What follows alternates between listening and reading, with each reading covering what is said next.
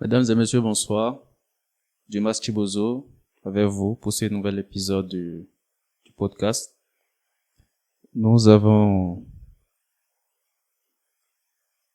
une question, disons, intéressante à laquelle nous allons apporter notre perspective en termes de réponse. Alors, la question s'énonce: comment un stoïcien peut-il gérer la solitude en se concentrant sur ce qu'il veut, sur ce qu'il peut contrôler en matière d'interaction sociale?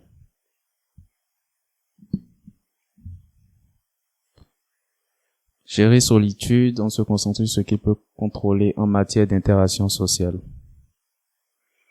Perso, je ne trouve pas que ça fait vraiment stoïcien d'être dans une dynamique de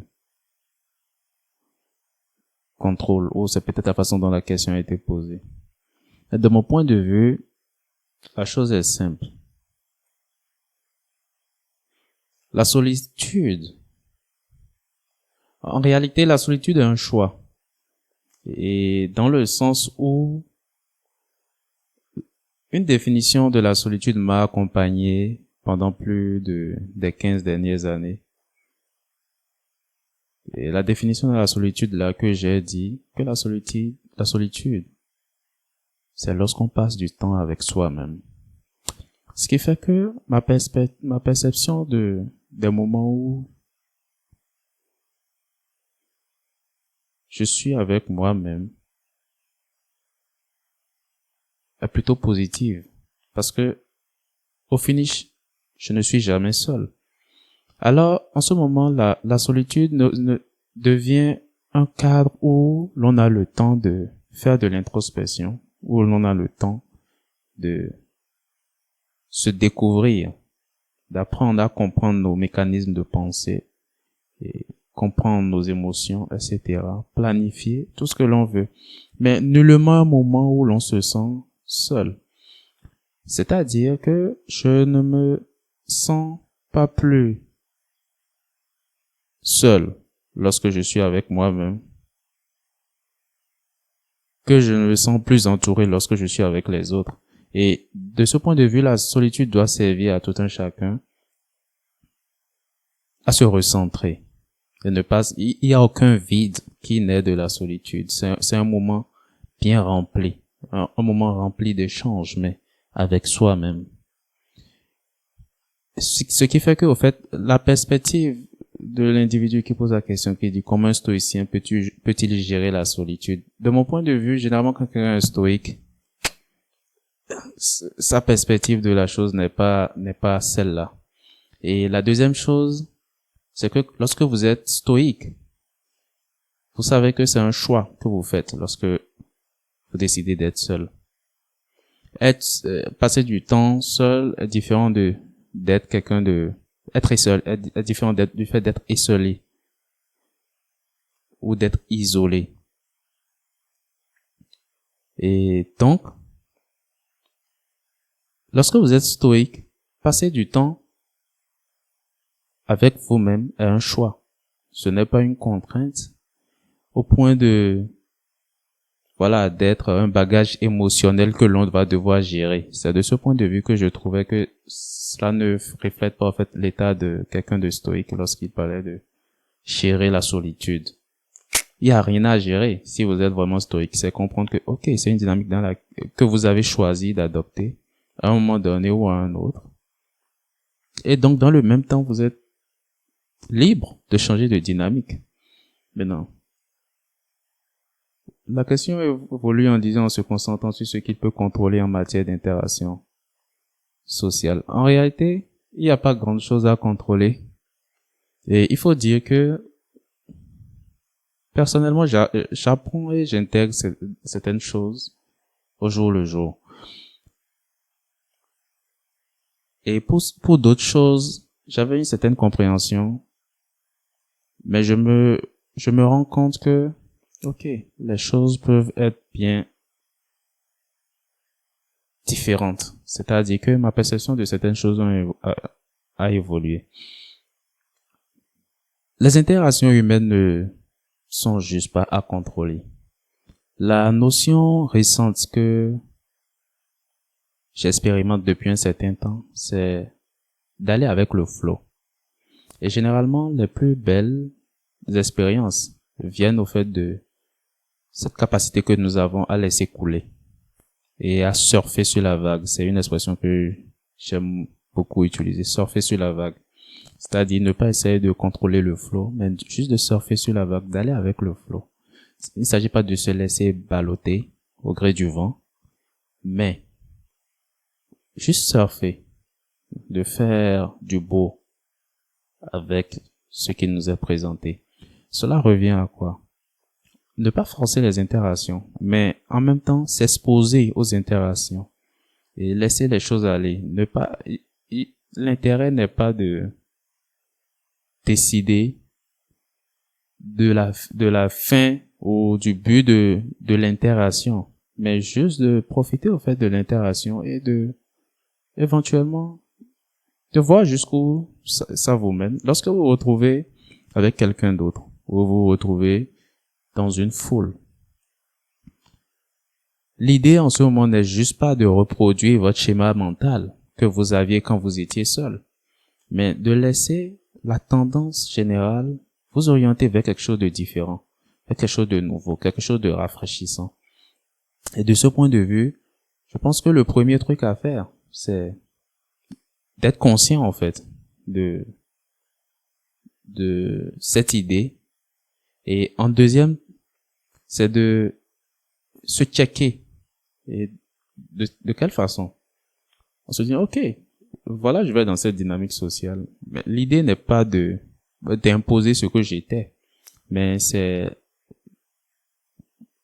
de laisser la vague faire ce qu'elle sait faire. Et donc, de ne pas imposer de dynamique, de ne pas imposer de direction et de voir comment les choses se passent. Bien sûr, en toute conscience, c'est-à-dire que, un peu comme tout bon surfeur, tu ne sautes pas sur n'importe quelle vague pour dire que, OK, tu es en train de, voilà, de faire ton truc. Tu attends une vague qui en vaut la peine. Lorsque tu sens que, voilà, ça monte bien, etc. Tu te positionnes. Sinon, en temps, tu rames. Donc, de ce point de vue, il s'agit de lorsque vous décidez de vous exposer aux interactions sociales,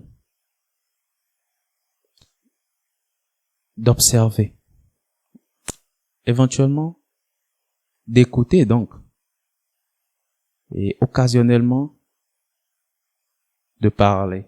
De parler, le but n'est pas d'essayer de démontrer quelque chose, mais c'est de communiquer. Et quand je parle de communication ici, il s'agit pas forcément d'idées, mais c'est de ressentir le feeling. Parce que souvent, lorsqu'il y a une dynamique de groupe, vous savez, il y a cet état-là où, au-delà des mots qui sont dits, il y a un feeling, il y a une certaine ambiance.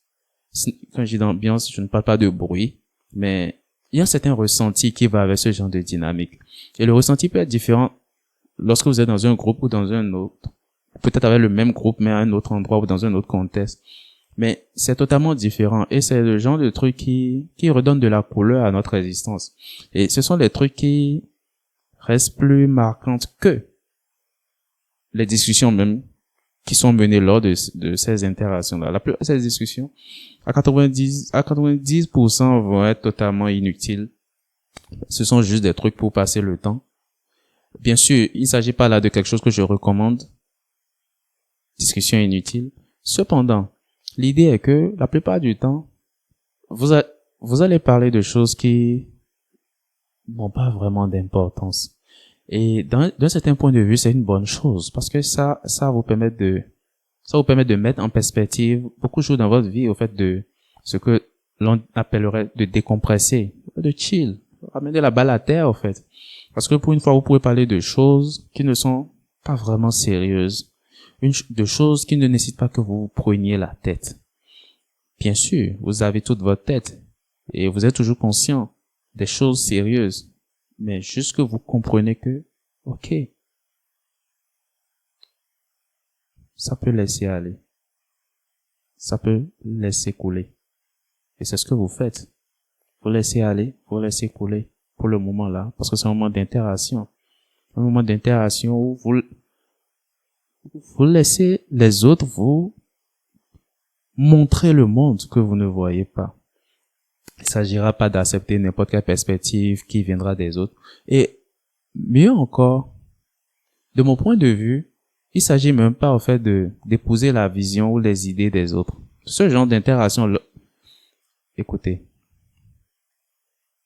c'est le genre de rencontre intentionnelle. Ce qui veut dire quoi? Vous n'allez pas pour débattre d'un sujet. Vous n'êtes pas sorti de chez vous en vous disant, OK, ce soir, on va parler de ci, on va parler de ça, on va parler de ça, on va débattre, chacun va dire non. Vous sortez de chez vous pour juste rencontrer des gens et échanger avec des gens. Donc, sans préconçu de ce dont vous échangerez. C'est-à-dire que quelqu'un énonce juste un truc, tout le monde se retrouve dans la même barque à parler de on ne sait quoi. Et c'est ça le kiff de la chose. Mais la chose à retenir, ce n'est pas tellement les idées qui sont développées, mais c'est le feeling, c'est l'ambiance au fait, et voir la dynamique, apprécier la dynamique humaine. Parce que dans certains moments, en fait, ce genre de truc peut être totalement foiré par le fait que l'un essaie d'imposer. Ça devient des discussions sérieuses. Bien sûr, il y a des cas où ce genre de truc devient des discussions sérieuses. Mais lorsque, de façon intentionnelle, vous décidez de vous exposer à un certain nombre de trucs, un certain nombre d'interactions sociales, l'idée est c'est un peu comme vous allez aux nouvelles. Là, vous n'allumez pas votre télévision en vous disant, OK, je vais écouter les nouvelles. Et quand les nouvelles sont en train de passer, parce que les nouvelles vous permettent de vous informer sur ce qui se passe dans le monde. Mais quand les nouvelles sont en train de passer, vous mettez à crier à votre télévision, mais non, si, mais ça, mais non, mais non. OK, vous écoutez, puis c'est juste le temps des nouvelles. Ah, maintenant je sais ce qui se passe. Ah, vous avez une idée générale. Vous ne vous rappelez peut-être pas des noms de qui a dit ci, qui a dit ça, mais on vous a montré ci et ça, ce qui se passe sur tel continent, ce qui passe sur tel autre continent, tel conflit qui est en train d'être réglé, telle situation dans tel truc, etc. La météo, bref. Au finish, vous avez un ressenti général au fait de, OK, voilà ce qui se passe actuellement dans le monde. Puisque vous n'y êtes pas de toute façon. Et c'est un peu l'idée. La folie serait de créer son opinion à la télévision. Un peu comme un match de foot, vous pouvez rester là détente. Oh non, etc. Vous voyez ce genre de truc.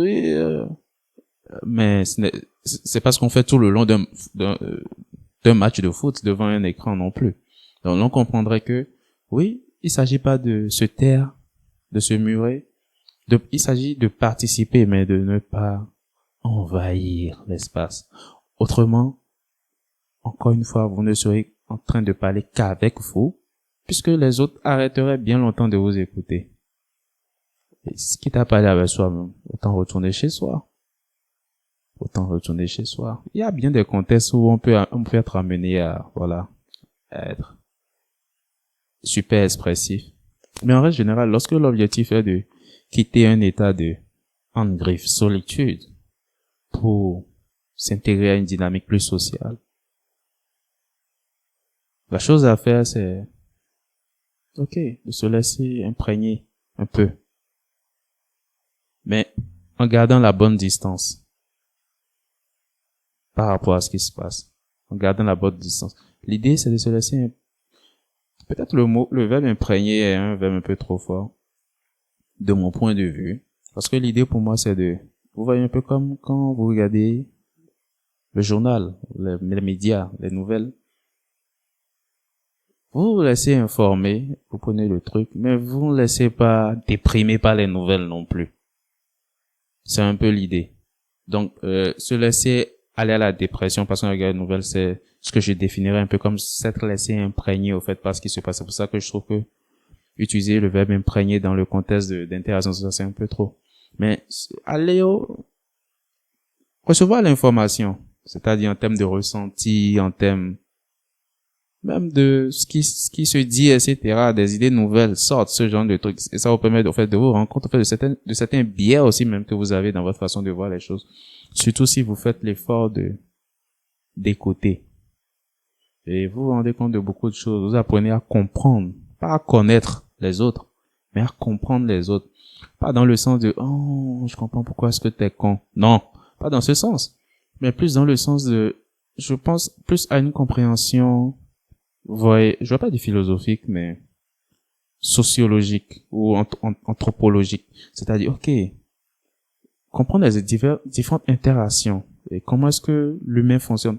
Pas de comment est-ce que X fonctionne, c'est ce qui reviendrait à, ok, apprendre à connaître la personne. Ce n'est pas vraiment le cas. Mais comprendre l'interaction au-delà de l'étiquette qu'est le nom, qu'est l'individu en face de vous en termes de c'est mon ami, etc. En tant qu'humain, un humain face à un autre, face à un troisième, face à la dynamique. Je pense que c'est ce qu'il y a de plus vivant et ce qui vous permettra de vous sentir vraiment présent et entouré d'autres êtres. Parce que éventuellement, ce que nous voulons faire, ce n'est pas d'arrêter de penser lorsqu'on est seul et qu'on veut aller vers une dynamique plus sociale ou plus sociable. L'idée, c'est de je vais pas dire un besoin ni une nécessité, mais c'est la volonté au fait de ressentir que l'on est présent et que l'on n'est pas la seule personne présente. C'est-à-dire de ressentir à travers la présence des autres que nous sommes présents. Pour une fois, pas de se projeter, mais de se mirer à travers les autres. À ça que nous servent nos interactions sociales. Et donc, ça devrait être, donc, de ce point de vue, un jeu super conscient, intentionnel. Et se laisser aller beaucoup à l'intuition, je pense. Bien sûr, tout le monde devrait faire cet effort-là, parce que tout le monde n'est pas apte, d'accord, à avoir des interactions sociales. Et ceux qui en ont n'ont pas forcément des interactions sociales saines. Et voilà. Donc chacun à son niveau doit pouvoir définir au fait la marge qui lui reste à adopter pour réaliser cela. Mais tout cela en partant du point comme quoi la solitude en elle-même n'est pas l'état qu'on veut fuir.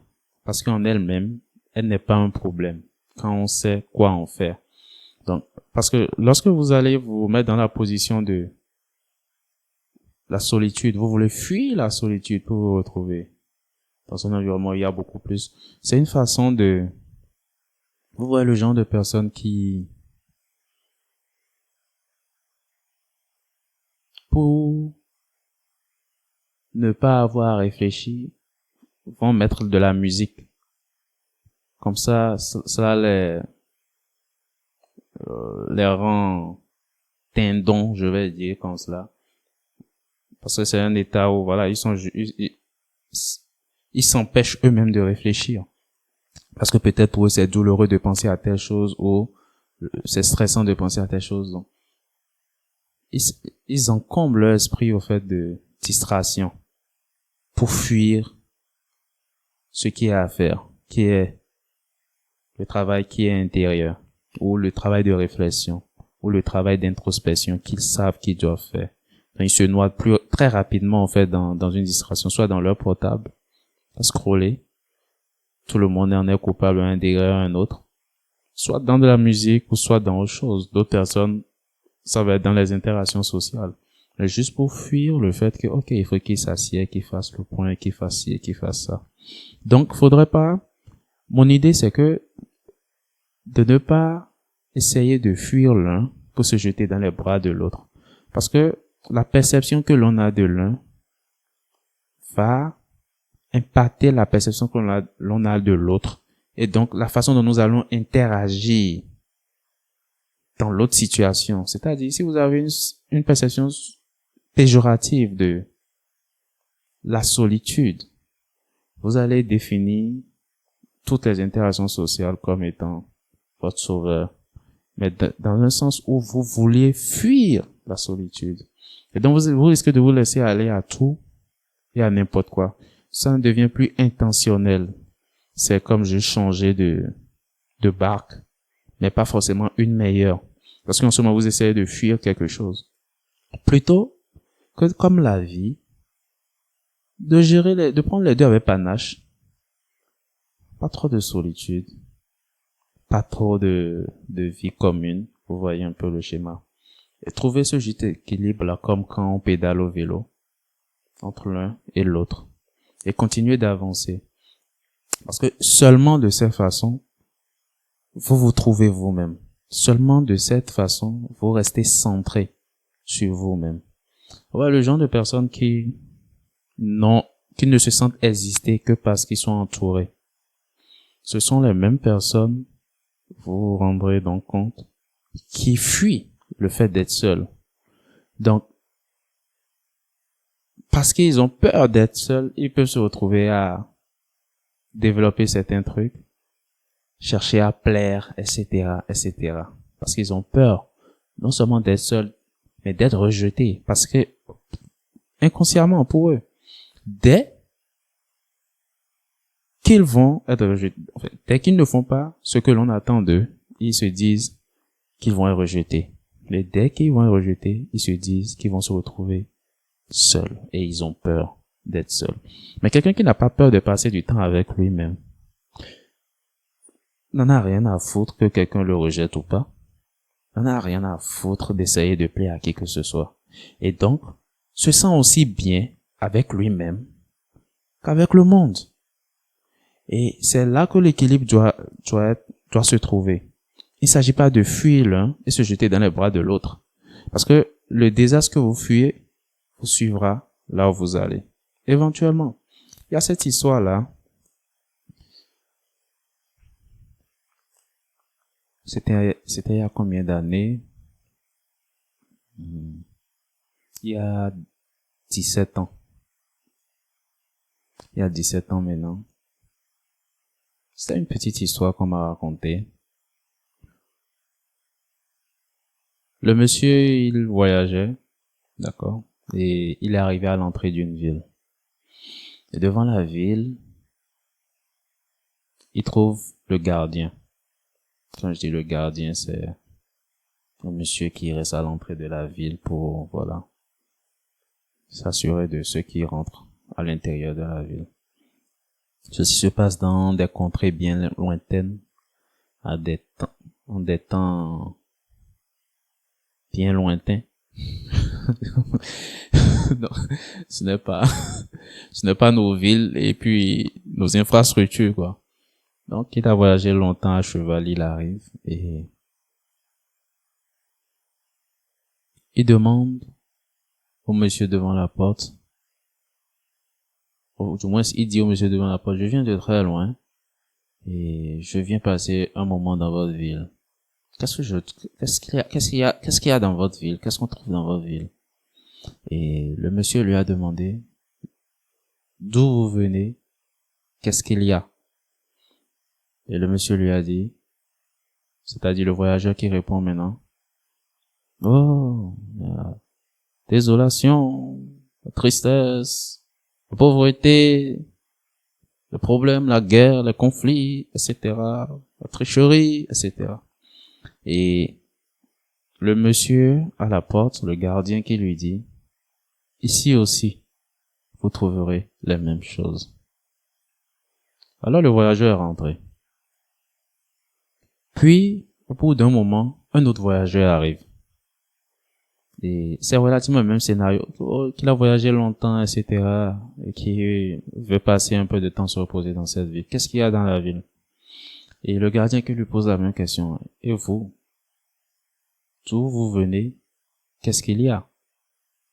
Et ce voyageur qui répond, oh, j'ai des gens magnifiques, partout je suis passé de très belles âmes, de la jouissance, du bonheur, du partage.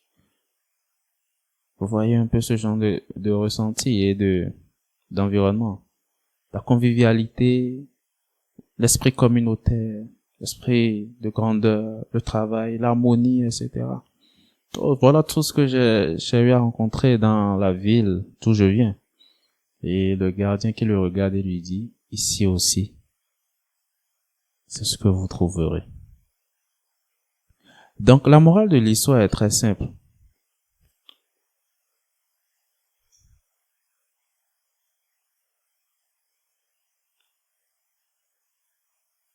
Vous ne pouvez pas fuir votre propre nature. Vous emportez avec vous ce que vous êtes, qui vous êtes.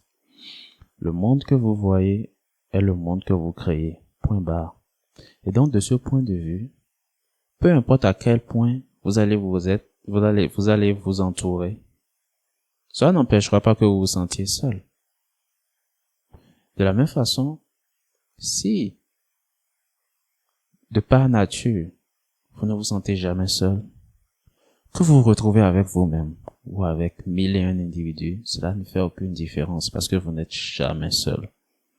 Et l'idée, c'est de se bâtir cette confiance, cette assurance, de se bâtir cet état d'être, d'acceptation, de se débarrasser, au fait, de cette peur qui n'a pas de raison d'être seul. Parce que, en réalité, vous ne l'êtes pas. Vous êtes avec vous-même et vous pouvez apprendre beaucoup de vous-même, réaliser beaucoup de choses. C'est-à-dire que lorsque vous avez ce créneau de temps ou cette opportunité de passer du temps avec moi, c'est le moment d'expérimenter pas mal de choses, que ce soit mentalement ou que ce soit physiquement, en termes de... Vous pouvez faire de la lecture, c'est un exemple. Vous pouvez faire des exercices d'introspection pour ceux qui sont fans de méditation, c'est le bon créneau. Pour ceux qui adorent une chose ou une autre. Apprendre un instrument. L'idée, c'est d'être dans une dynamique de création. Lorsque vous êtes en train de créer, ou vous êtes en train d'évaluer, c'est totalement productif pour vous. Vous vous sentez avancé. Vous vous sentez compter. Vous sentez que vous avez de la valeur, ou du moins que le temps que vous consacrez à cette chose-là compte. Parce que la chose-là compte pour vous. Et du coup, cela vous aide à renforcer votre confiance en vous-même, votre estime de vous-même, plus que votre confiance en vous-même, mais votre conscience de vous-même, votre estime de vous-même, et éventuellement un certain degré de confiance en vous-même, ce qui fait que, ok, vous ne ressentez pas le besoin d'appartenance, vous ne le ressentez pas, ce n'est pas une nécessité, ce n'est pas un manque pour vous. Vous êtes ok avec qui vous êtes. Et qui vous êtes ne va pas dépendre donc de là où vous serez, de qui est là, mais dépend entièrement de vous. Et vous ne ressentez pas le besoin d'être accepté, ni d'être validé par qui que ce soit. Parce que vous avez passé beaucoup de temps à vous connaître et vous avez compris que la seule personne qui peut vous valider, c'est vous-même. Et c'est la chose que vous vous évertuerez à faire à chaque instant. Ça vous permettra de développer un certain degré de confiance que certaines personnes vont qualifier d'arrogance. C'est une bonne chose. C'est une très bonne chose. Disons que de façon générale, les gens n'aiment pas les personnes arrogantes. Encore une fois, ici le but n'est pas de devenir quelqu'un d'arrogant, ni quelqu'un de suffisant, mais que votre propre présence vous suffise. À tel point que l'absence du monde entier ne change que dalle pour vous. Parce que, encore une fois, vous savez que vous n'êtes juste pas seul. Vous êtes dans la présence de la plus belle compagnie, au fait qui soit, la vôtre. C'est-à-dire que, de votre point de vue, il ne devrait pas avoir mieux comme compagnie que vous. Et donc, ce n'est pas les autres qui vous font une faveur en vous permettant d'être avec eux. Mais c'est vous qui leur donnez l'opportunité, au fait, de profiter de votre présence. Et bien sûr, avec grâce et avec générosité, sans prise de tête, sans se prendre la tête, sans, voilà, arrogance, en toute humilité, vous voyez un peu. Juste comprendre que, ok, vous avez de la valeur, vous venez avec votre valeur, pas pour l'imposer, pour partager, et éventuellement, comprendre aussi que la personne en face de vous, qu'elle en soit conscient ou pas, a de la valeur, mais chaque être est souverain. Donc je viens, j'apprends, je comprends la dynamique de tous, je partage, sans chercher à m'imposer, vu qu'il s'agit juste d'interaction sociale de toute façon.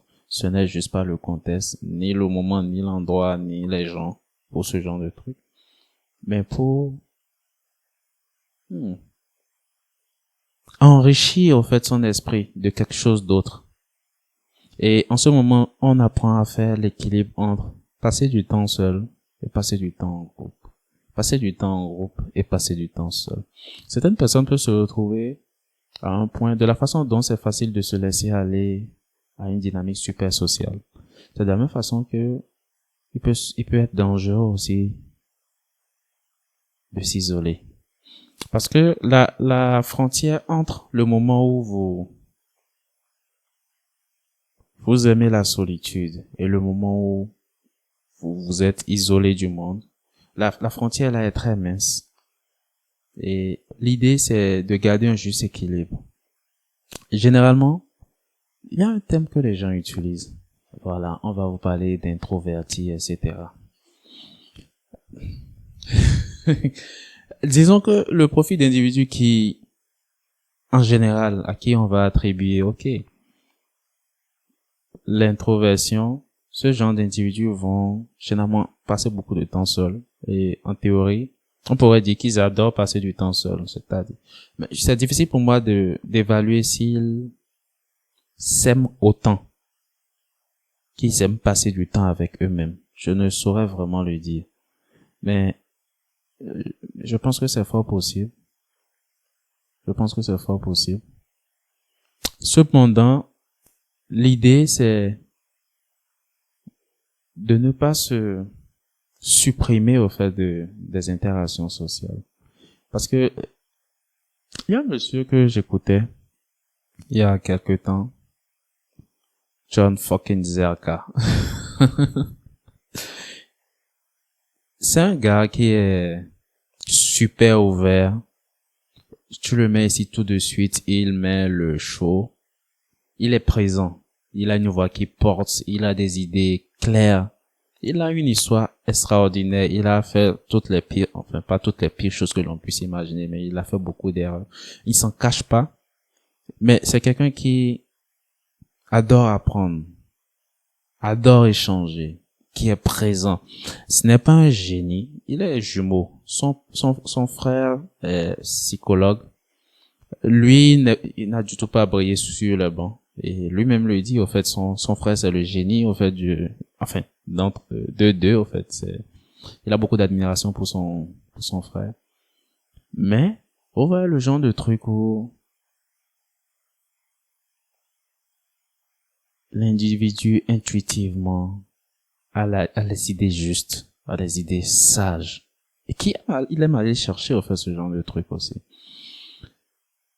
Donc, une fois, il parlait, et naturellement, John fucking Zerka, tu le vois partout.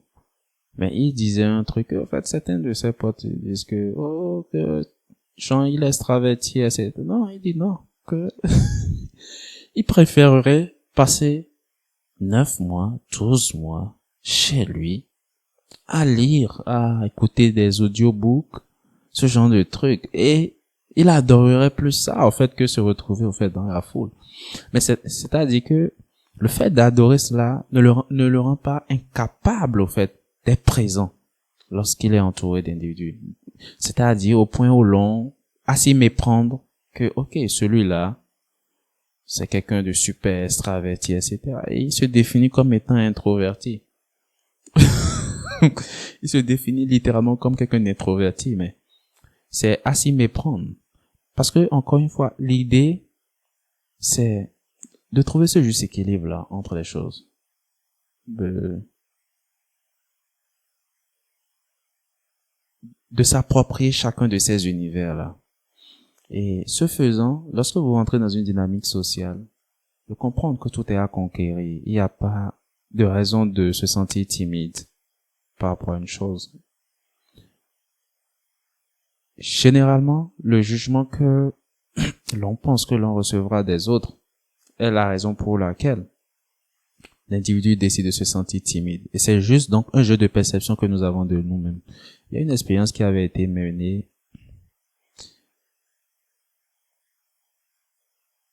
Et dans cette expérience, c'était juste des femmes. Et on leur avait fait, genre, une sorte de cicatrice. Pas de vraie cicatrice. Genre, on a dessiné comme des formes de cicatrices sur le visage, etc. Et, bon, elles avaient vu. On les a mirées, elles ont vu. Ça a fait comme une déformation, en fait, sur leur visage. Chacune, hein, une forme différente, mais genre ça. Aucune femme n'aime que l'on touche à son bureau. À ce qu'elle a à son bureau. Et donc, ce n'est pas agréable. Ouais, donc c'est un peu comme une personne qui avait été blessée ou qui a été défigurée, etc. Et l'idée, c'est que on voulait les envoyer pour un job interview. Elles toutes, c'était juste l'expérience. C'est-à-dire, vous irez pour un entretien d'embauche.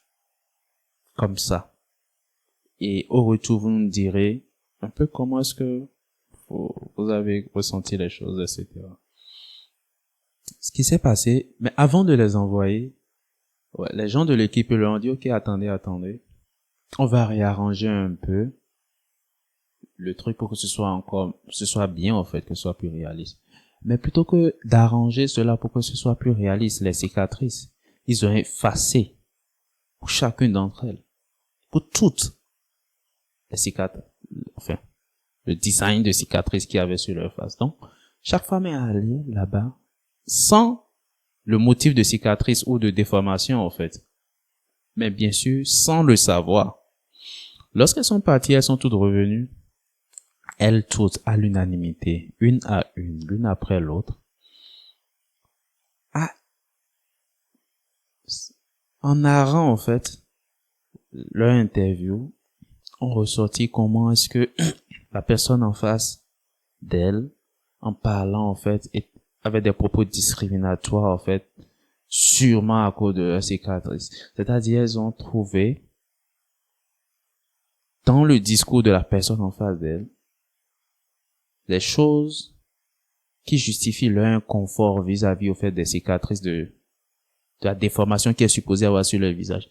Sans savoir que, en réalité, il y avait que dalle sur le visage. Donc, il n'y a pas de raison. Il n'y a aucun moyen que la personne qui l'interview dit quoi que ce soit, puisqu'il n'y a rien. Ou fasse des allusions, ou soit discriminatif. Absolument pas. Donc, l'idée, au fait, derrière cette expérience, ou du moins, le truc derrière cette expérience, c'est que la perception que nous avons de nous-mêmes va définir comment nous percevons le monde et comment nous percevons que le monde nous perçoit. Et cela donc va définir notre façon d'avancer. Vous voyez, dans ce genre de contexte, par exemple dans le contexte de l'expérience, c'est naturel que ces mêmes femmes vont se sentir, elles vont pas se sentir vraiment à l'aise non plus pendant l'expérience de l'interview. Elles vont se sentir gênées parce qu'elles se disent, OK, la personne est totalement focus sur le cicatrice, etc. C'est pareil lorsque vous avez quelqu'un qui est en griffe timide et qui se retrouve dans un environnement où il y a c'est juste que cette personne a dans son esprit des raisons je vais dire de se juger ou de s'en vouloir ou de trouver des trucs qui ne vont pas chez elle et qui pensent que les gens en face en ont quelque chose à foutre. Généralement, les gens n'en ont rien à foutre. Même ceux qui vont vous faire, vont vous clasher, vont vous embêter par rapport à ça. Ce n'est rien de sérieux pour eux non plus. C'est juste, généralement pour être amusant ou pour attirer l'attention. Ouais, mais pas vraiment parce que c'est important. Et à plus forte raison, généralement, il n'y a pas donc il y a généralement pas de raison d'être timide. Puisque la personne qui est en face de vous, elle est venue chill. Elle veut s'amuser. Vous êtes dans votre délire, dans votre tête, etc. Vous dites que la personne vous fait si. What the fuck? Faut s'amuser. Vous voyez un peu? Et s'amuser, ça peut juste discuter. Un petit bonjour, enfin, un petit bonsoir. Et ce genre de truc. Et puis, voilà, avant que vous ne vous en rendez compte, vous avez fait le tour du monde en termes de discussion, etc. Faut juste, lorsque vous avez fait l'effort d'être présent à ce genre de rencontres, etc. La deuxième chose à faire, c'est d'ouvrir sa bouche. C'est tout. Et même si il y a une discussion souvent vous irez à des événements, vous verrez des gens se mettre en groupe, etc. Incrustez-vous, écoutez pendant un moment. écouter les avis des uns des autres, et puis à un moment donné, balancer un avis. Les gens vous regardent et vous échangez avec eux et vous laissez encore les autres parler. Et ça permet de voir comment le flow va. Vous surfez sur la vague et avant que vous vous rendez compte, vous avez oublié qui vous étiez. Vous intégrez de nouvelles données dans votre esprit. Le flow va et vient. Et c'est agréable, c'est plaisant. Vous ne sentez pas le temps passer. Ou du moins, lorsque la soirée est finie, vous vous dites que le temps est si vite passé. Oh là là. C'était juste magnifique. Mais c'est un temps non regrettable. Autant non regrettable que le temps que vous auriez passé seul chez vous. Parce que généralement, ce genre de profil d'individu adore, par habitude, passer du temps seul. Et trouver ça plaisant, même si il n'y a pas de raison fondamentale. C'est juste l'habitude, le confort de passer du temps seul. Et donc, pour revenir dans le contexte de la question qui est posée, si vous êtes dans une position où votre solitude que vous avez choisie est un problème pour vous, la question à se poser, est-ce que c'est que vous l'avez vraiment choisi? Ce n'a pas été vraiment un choix conscient. Donc, à partir de maintenant, décidez de faire des choix conscients. Et de de créer un équilibre entre le moment que vous passez seul avec vous-même et le moment que vous passez avec la société. C'est seulement dans cet équilibre entre le cœur et l'esprit, entre le cœur, le cerveau, entre l'esprit et l'âme, que l'individu retrouve sa plénitude. C'est seulement en fait dans cette dynamique entre notre vie intérieure, disons-le ainsi, et le monde tel que nous l'expérimentons de façon extérieure, que nous nous accomplissons. Et nous comprenons que la seule personne qui est avec nous quand nous sommes à l'intérieur, que ce soit de chez nous, ou ce soit dans le silence de notre esprit, pendant une séance de méditation, c'est cette même personne qui est avec nous lorsque nous sommes à un concert, à un festival, que nous sommes à un événement public, que nous sommes avec la famille, que nous sommes avec les amis, que nous sommes avec des inconnus. Tout court. Et cette personne ne vous quittera jamais. Vous pourrez toujours compter sur sa présence. Vous pourrez toujours compter sur son soutien indéfectible. Vous pourrez toujours compter sur son humeur et sur sa force d'avancer. Mais elle veut aussi bien pouvoir compter sur vous. Et la seule façon pour elle de compter sur vous, ou la seule chose qu'elle attend de vous, c'est que vous reconnaissiez que au moins elle est avec vous. Cette personne-là, c'est vous-même. Et qu'elle ne vous abandonnera jamais. Vous ne serez jamais seul. Parce que vous êtes avec vous-même. Cela me rappelle ce truc-là. Je l'ai appris il y a quelques années déjà. Et c'est quelque chose que je me rappelle quand je suis dans certaines situations. Que je rappelle à moi-même quand je suis dans certaines situations. C'est une citation qui dit, celui qui s'aime lui-même n'aura aucun ennemi.